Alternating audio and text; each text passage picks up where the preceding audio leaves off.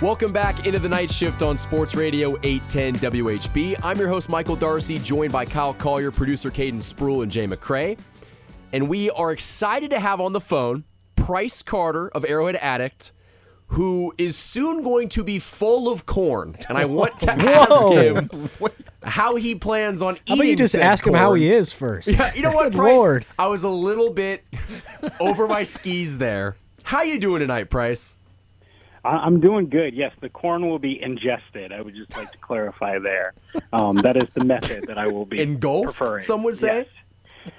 Yes. For those of you that don't know, we have been made aware of statements that were made on my Twitter account on December 1st that says, and I quote, "If the Chiefs draft Emmett Johnson, I will eat 10 ears of corn on the Arrowhead Addict podcast. That's a promise." I've been made aware of that statement several times, and I will be making do on that. But first, I'm going to need the Chiefs to drop Emmett Johnson's jersey on the website, which you can buy a Richie James jersey for $129. Why not? On the website $129? Yeah, you'd think that they'd discount that for a guy who was like wide receiver Free on a team 2 years ago. But, yeah. Did he wear the jersey? Once they drop that Emmett Johnson jersey, we'll make my my corn cob dreams come true. Well, I'm definitely excited to watch that. I will be glued to my television. Do you have a strategy for eating the corn? We're just going to go salt and pepper, and just go all natural, just kind of the way I would normal to. I mean, I think on a hot summer day, I might be good for 2 ears of corn, so I got to find room for the other 8. Do you have like a time frame? Are you doing this over an hour? Are you doing it in 30 minutes, 15 minutes? Yeah, I think we'll probably, we usually do about 45 minutes to an hour show, so that's my goal. To spare the humanity, because corn is just a kind of repulsive thing to watch people eat anyways, I'll have someone else on the show with us, so we'll have like a group of 3, and I'll like chime in occasionally, and I don't know, we'll do like top 10 Chiefs all time or something, just something that can have a lot of talking, meanwhile I'm just eating corn. You're going to make some subsection of the internet incredibly happy, Price. I'm just going to tell you that right now. Yeah, I don't know if I should put it behind a paywall. People are into all Oh, there you stuff. go. I don't want to kink shame, so, if people are they can go for it. Price Carter of Arrowhead Addict is our guest. Price, we have been waiting to talk about the NFL draft. We finally know who the Chiefs selected. We don't have to go back and say, oh, this guy would be great in a Chiefs uniform. Well, now we know who are going to be playing for this team in 26.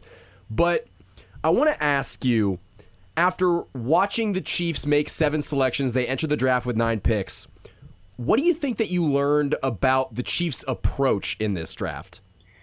Yeah, man, I really felt like everything that we knew, you no longer know. This draft was all about tendency breakers for them. The Chiefs had drafted, including this draft, 13 defensive backs, and only 2 of them had not been on day 4, and Noah Williams and Trent McDuffie. Surely they wouldn't, trade up to 6 and take cornerback number 1 in this class, right? Oh, no, they did that. Okay, well, they usually like to draft these long, physical, interior defensive linemen. Oh, Peter Woods, okay, he's actually kind of on the sawed-off side, a little bit shorter-armed guy. Okay, well, they've always leaned towards these big, tall, power-setting edge rushers. Oh, R. Mason Thomas. Oh, okay. Well, we know that they'll wait until late day 3 to address running back. They just do the highest running back drafted since Clyde Edwards-Helaire. Well, they've never drafted quarterback. They wouldn't. Oh, Garrett Nussmeier. That's kind of how it went. And there's a couple ways to look at it. Were they taking big, broad strokes and big swings in a draft? They had a lot of capital and needed a lot of change. Are they looking at the status quo and looking at things needing to be different? I think like bigger picture, what you can say is, it felt like to me they wanted to get the most sure thing possible at the top of the draft with their first pick, and they got that with Mansour Delane, who was easily the cornerback number 1, and the gap apparently was wider than originally anticipated with McCoy's injury questions and seeing how much further on in the draft Chris Johnson went. And once they got that sure thing, I think they kind of started taking bigger swings on guys that have really high upside. If maybe 6 months ago, you showed me a mock draft where the Chiefs came out of the first 2 rounds with R. Mason Thomas, Mansour Delane, and Peter Woods. I would have thought that they had 3 first-round picks. So overall, the haul was really good, and I think they're telling us that they want to get more dynamic, more more speed, more power along the defensive line, and I feel like they did a good job of addressing that. Well, let's go ahead and start with the number 6 overall pick in Mansour Delane. The Chiefs traded up from 9 to 6 in order to get the best cornerback in the draft, but I'd be lying if I said that I thought he was their first choice. I think when we all saw the Chiefs trade up, my first reaction is they're going to get Ruben Bain. That is why they traded up to 6. Now, obviously, it was to get Mansour Delane, and then Ruben Bain fell much farther in the draft than I think anyone really expected, but I think we're going to view those two players and compare them, whether that's fair or not, because of how big of a need edge was for the Chiefs going into this draft. We're going to look between those two players and kind of compare their stat lines and judge the Chiefs' selection based on how Ruben Bain performs. Mm-hmm. So, Price, I guess I'm going to ask you this. Would you have gone with the approach of taking, I don't know if I want to say the more surefire prospect in Mansour Delane, but if we're just grading a prospect on, I guess, its potential, Ruben Bain might have more potential, but would you say that Mansour Delane is just a safer pick?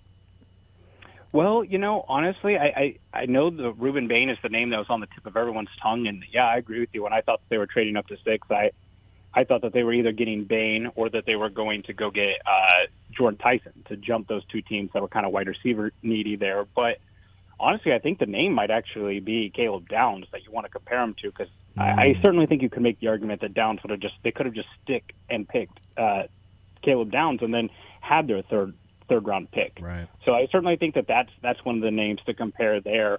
It's very clear that they love the player and they were very high on him, and he's a very high level scheme fit. He really matches what they like to do, especially when you see how intelligent and how smart the player is and how much they asked of him in that LSU defense, and a defense that was put in a lot of bad situations this year. And he was, as clean as they come, 0 penalties. The only player who allowed fewer receptions this year was Jaden Kennedy, who the Chiefs also drafted. So overall, I totally see the process that they go for. Could I be talked into a different stack, perhaps? Like maybe instead of going Delane and then Woods, maybe it's Downs and then Folk or something like that. I could be talked into it, but I'm not sure that they could have come away with a group of players that has as high as a ceiling as they got in this class, because I do think that they got a really high ceiling corner. Peter Woods, I think, has the highest ceiling of any player in this class, and then that's not even including R. Mason Thomas. Wow. Certainly good to hear. Now, in a similar vein to Darcy's question about Delane, on day 2, we see the Chiefs go R. Mason Thomas at 40. We see Cassius Howell. We see Zion Young. Both those guys go after him. And Zion Young, at 6'5", 250 plus, that's a Steve Spagnuolo guy. He's certainly a career we're going to want to follow, I think. But how surprising was the pick of R. Mason Thomas, and any worry that, he may not be a full-time contributor at all? Oh, certainly. And, I certainly had some pause. We were live on our stream for day 2, and I definitely had some pause about, is this guy going to see the field? You certainly hope that taking a player with the 40th overall pick would alleviate any of those concerns and just say, hey, this guy's going to find the field. They did speak to his willingness and power and ability to hold up against the run. And, one thing that I've been very clear about from the beginning is I really did like Zion Young, and I thought he was a high-level fit before the Chiefs broke all their own rules. But the thing with Zion Young is, like, a third or a half of his sacks came when he was just unblocked, just totally untouched. You got to give him credit for getting to the player and bringing him down, but he was not doing what R. Mason Thomas did. I've got a clip on my timeline of R. Mason Thomas beating Trevor Gooseby, who's going to be a top 10 pick next year of Texas, and it's just as clean of a win as you can see for an edge rusher, where he's bending around and fighting the hands. It's just pass rushing pornography borderline, and that's something that they're not always been able to get, and I think that they're chasing that, and I think that they found a nice in-between there from a Zion Young and Cassius Howell, who went right after him, who I think R. Mason Thomas is a little bit more stout, a little bit more power-based, was asked to do more against the run, and, a little bit longer, too. And not that R. Mason Thomas is long, but not quite the owl, because Cassius Howell is just as short or shorter than Ruben Bain arm length-wise. I think one of my bigger concerns is that I don't dislike the Chiefs draft class. I actually think that they got a lot of very quality players that were better college players than they historically have drafted. I am still very concerned about the edge rushers, and yeah, they drafted R. Mason Thomas, but historically that's not a guy that has seen the field under Steve Spagnuolo. They have not used guys like him in the past. Like Josh Uche was more of a speed rusher. They didn't use him. He didn't see the field. And Peter Woods, I'm interested to hear your thoughts on this. I see him as a player that could be a game wrecker on the inside, but he's not going to develop into that right away, at least in my opinion, just because it's harder to be an interior defensive lineman and also just generate pressure up the middle. Do you have any concern that, yeah, they drafted R. Mason Thomas and Peter Woods, but the pass rush is still going to be lacking because they just don't have enough? I mean, I certainly think you could copy and paste this analysis for almost any position when it comes to a rookie. If you're relying on a rookie to come in and just fix a position or a big team need like pass rush, you're not where you want to be. And I do think that the room could use a floor raiser, whether that be Cam Jordan or, another veteran along those lines. The one thing that I'll say about Peter Woods, though, is I think when you look at Peter Woods and what he was asked to do at Clemson, whenever I did my initial write-up on him, I looked at his 2025 tape, which obviously was pretty underwhelming. You just look at what he did with his body. He lost weight for 2025, and then they changed defensive coordinators. He's asked to play much more of a kind of a true nose tackle, space-occupying, two-gapping type of scheme. Versus 2024, he was straight up lining up as a 5-tech quite often and rushing off the edge when he was even heavier. And I think he tried to lose weight to try to accommodate that type of scheme, and then they changed the scheme on him, and he was kind of caught in the middle where he was lighter, asking to play a role where he honestly needed to be heavier. So I think you can talk me into Peter Woods' impact being greater, obviously, than we saw last year at Clemson by him doing what he's best at, and that's being a 3 technique and penetrating gaps and getting downhill. And he does have some of those quick wins where it's just, boom, he's in the backfield in 2 or 3 seconds like we've seen from Chris Jones so many times. And I think if you're talking me into the Chiefs pass rush, it goes like Omar Norman-Lott, getting back to that type of player he was at Tennessee, which was a pass rush win rate monster. Chris Jones getting more rest and not playing 70% of the snap. Yeah. Cyrus Tonga being a huge upgrade over Derek Nottie and Mike Pennell.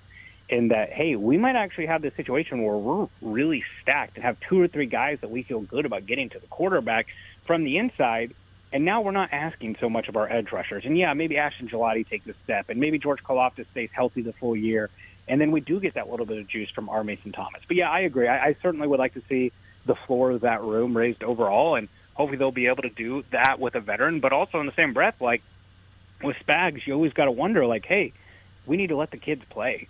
And you definitely want to see R. Mason Thomas out there. Yeah, if we're having a conversation in Week 14 that R. Mason Thomas took 7 snaps in a game, that's a much bigger conversation, and that kind of is representative of a disconnect between the front office and the coaching staff. That cannot happen here. He's got to play. Hey, Price, I think the consensus among most Chiefs fans, and certainly us here, was that they would definitely be leaving the first round with a combination of wide receiver and edge, whether it be wide receiver at 9 and edge at 29 or vice versa. How surprised were you to see them wait until the 5th round to take a wide receiver, and why do you think that was?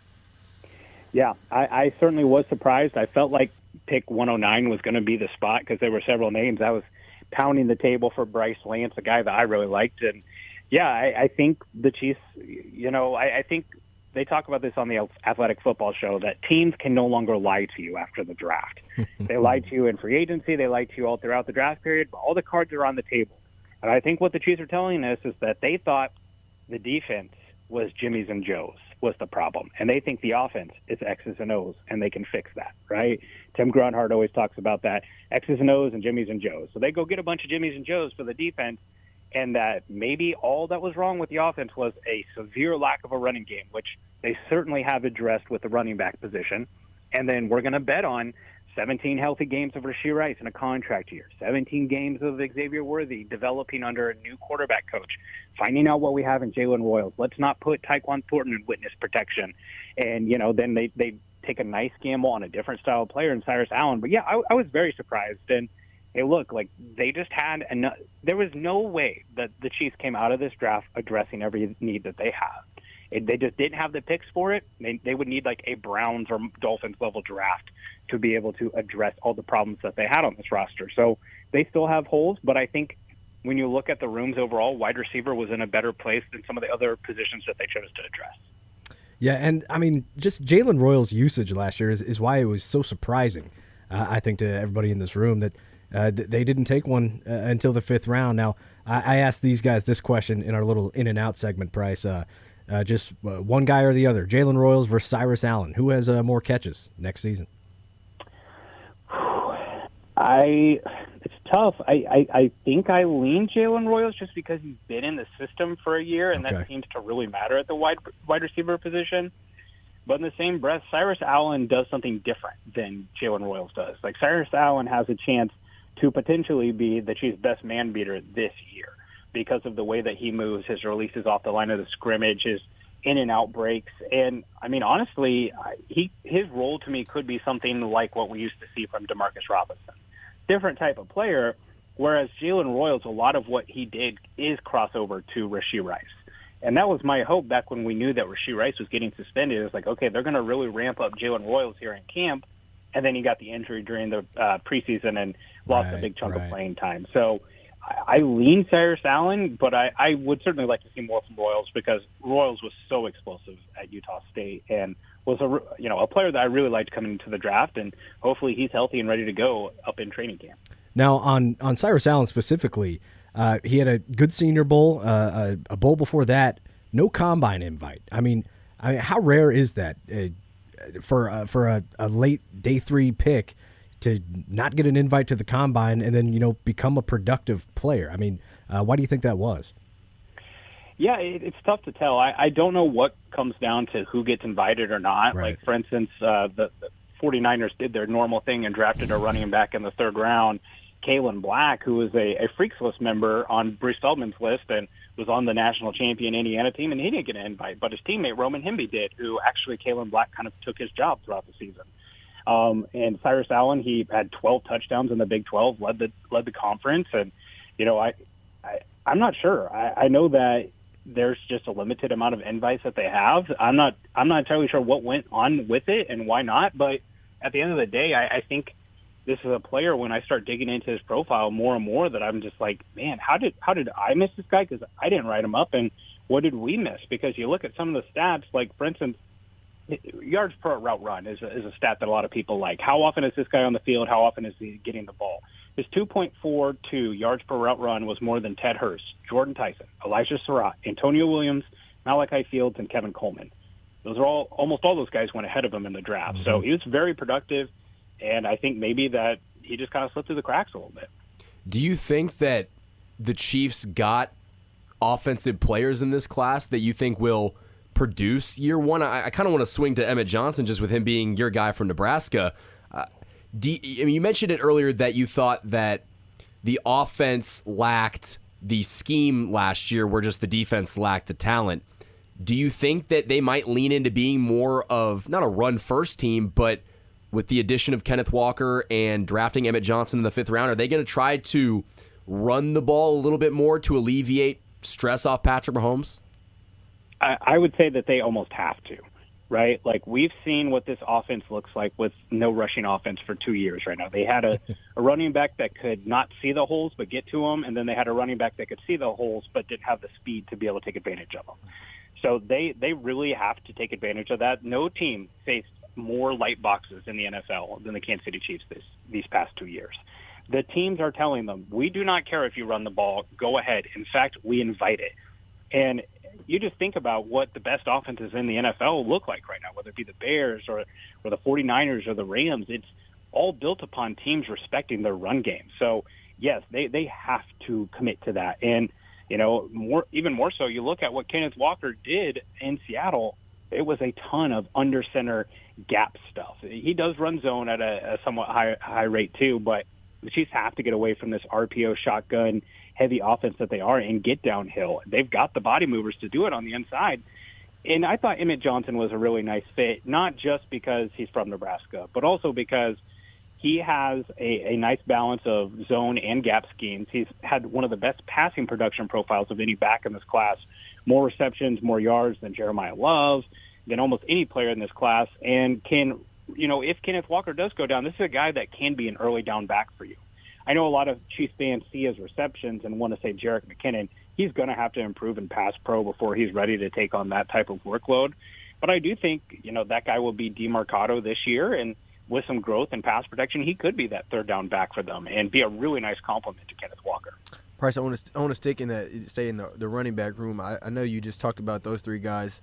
I think the biggest question amongst Chiefs fans right now, does that put Kareem Hunt on the outside looking in? Is there any chance that he returns to the Chiefs, or you think he's probably gone? Look, if the Chiefs were to sign Kareem Hunt tomorrow, I would certainly understand it, and I would really look forward to just feeling so comfortable about short yardage. I think that's one of the biggest questions here, is because that's not really Kenneth Walker's skill set. Emmett Johnson did it, but it's not his strength, the power element, and that's not DeMarcado's skill set.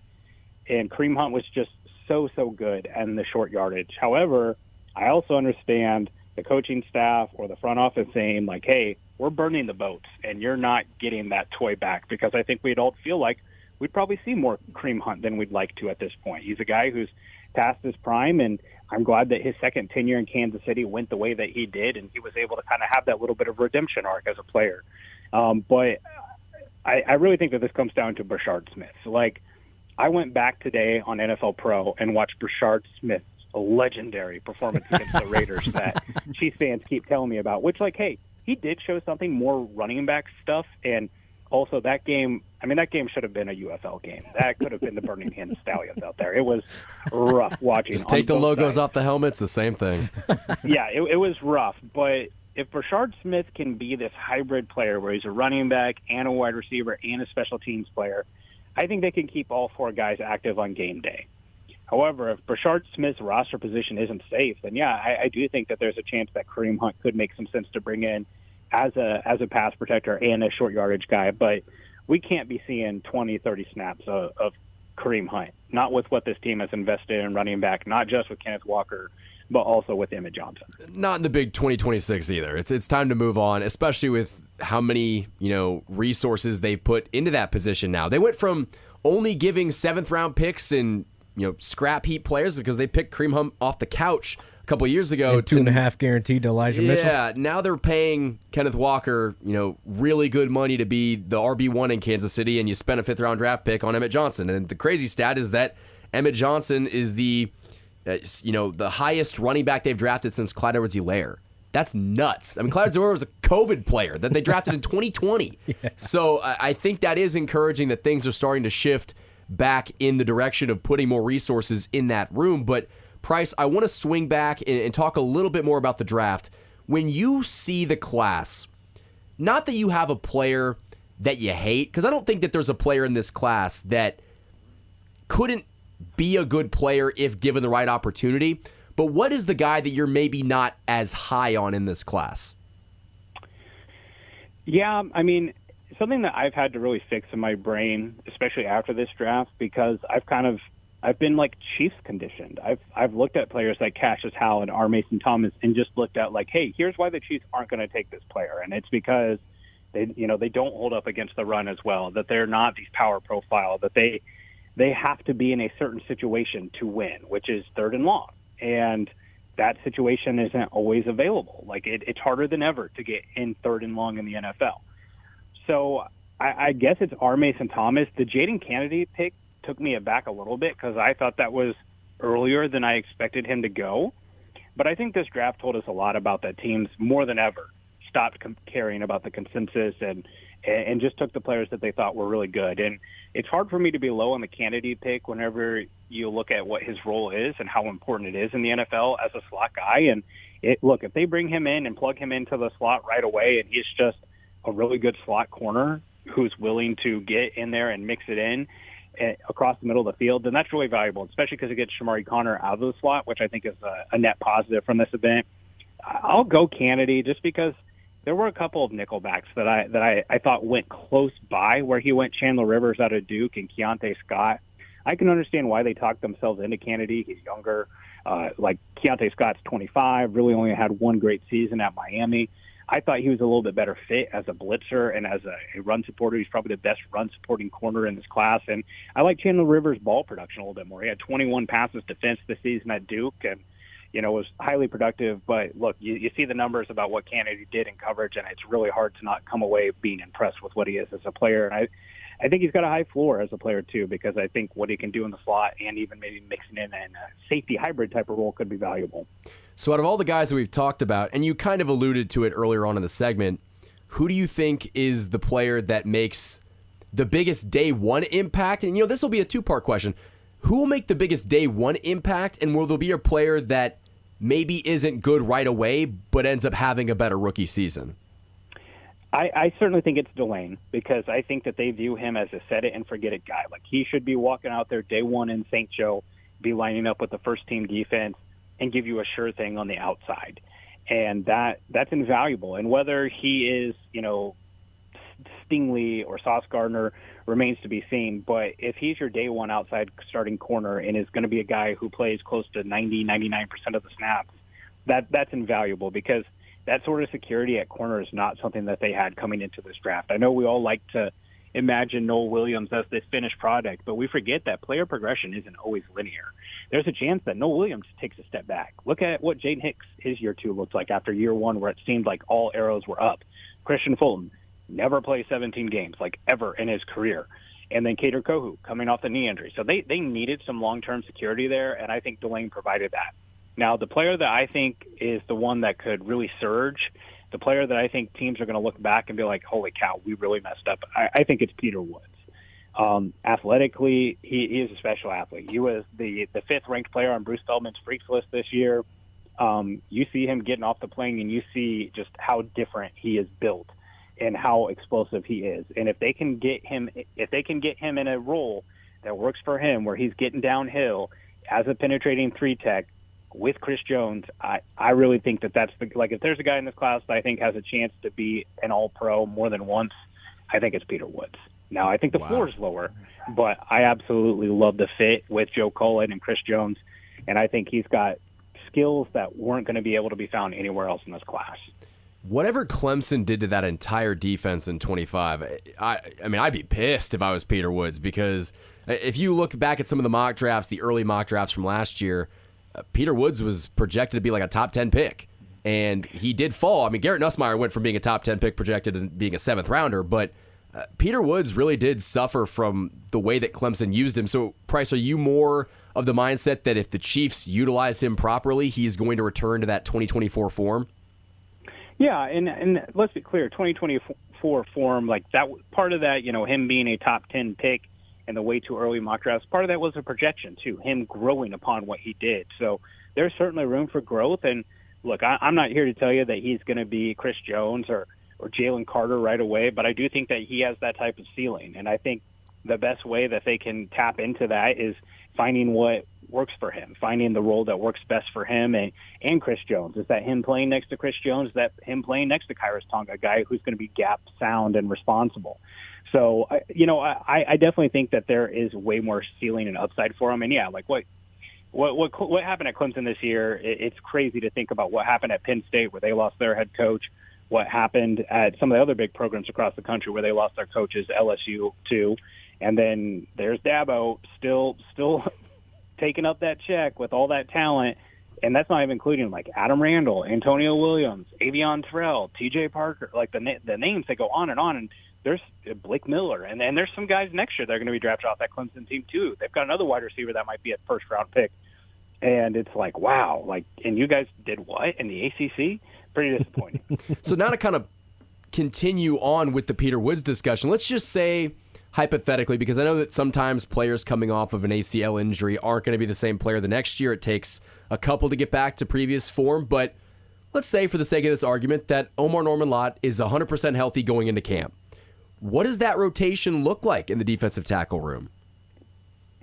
I certainly think it starts with Tonga on early downs. I think if there's one player we're underrating here, it's him, as far as what he was against the run, how stout he was. And I know he's flashed some nice pressure numbers, but his position number one is to eat gaps. And I do think Omar Norman-Lott's the wild card here, because if they want him to be like he was last year, most of his splash plays, I know he had that really cool sack against Jalen Hurts, but that was Hurts holding on to the ball forever like he does, stepping up into the waiting arms of Omar Norman-Lott. That wasn't really a pass rush highlight for Omar Norman-Lott. if he is going to come in closer to 290, 295 like he was playing at Tennessee, then yeah, it gets really interesting where you have 3 or 4 guys who can all line up in different places. Obviously, we still see Chris Jones line up on the outside. I think ideally what you would like to see is Peter Woods mixing in on early downs besides Tonga, because while he is pass rush upside, most of his strengths right now are in the run game, and he's very solid there.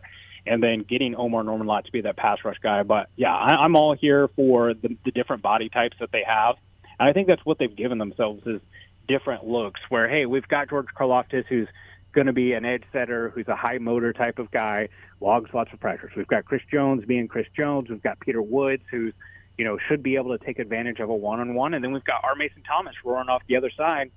And, the Chiefs play the Bengals this year. I would love to see an R. Mason Thomas versus Orlando foot speed rep out there where, can he just beat him in 2 or 3 steps to the quarterback? Because he's the one guy that they have that can do that. So I think they brought themselves many different body types, which hopefully will make their pass rush plan easier. Well, I'm not trying to say anything earth-shattering here, but guess what? The big boys on the defensive line get tired. So having some guys you can rotate in and out and that you feel can do a lot of different things, like you said, the body types, having different guys that you can plug in different spots. The Chiefs could use more depth on the defensive line and specifically in that defensive tackle room. So at bare minimum, I think Peter Woods offers more flexibility with what they can do, either rushing the passer, but also another guy that can come in and stop the run. Because unless I'm off base with this, I think Peter Woods is probably going to be day one better than Derek Nottie at stopping the run. What? I'm kidding. Yeah, Call me crazy. And you just look at like what the difference is that in a year for that defensive line. I mean, not only were they playing regularly Derek Nottie and then grabbing Mike Pennell off of the scrap heap, but I mean, if you go look at the snaps played, I mean, look at how many snaps those guys were playing. There were so many guys that were on that defense that just were way past their prime, not the type of players that you want to be seeing. So I certainly think that they've just totally upgraded that room. That and the running back room. Oh, don't forget Jerry Tillery, his 1.5 sack this past year, his 20 tackles, right? Like that's another guy who was playing a heavy amount of snaps. They've upgraded that to Tonga, Peter Woods, Omar Norman-Lott, who's coming off the injury. And, I'm sure him getting hurt early in the year didn't help them along the interior of the defensive line. But either way, they sent a pick for Derek Nottie. I don't care if it was a flip of a conditional 27th round pick. They traded draft capital. So I'm out on that. So yeah, I think that room has really been upgraded.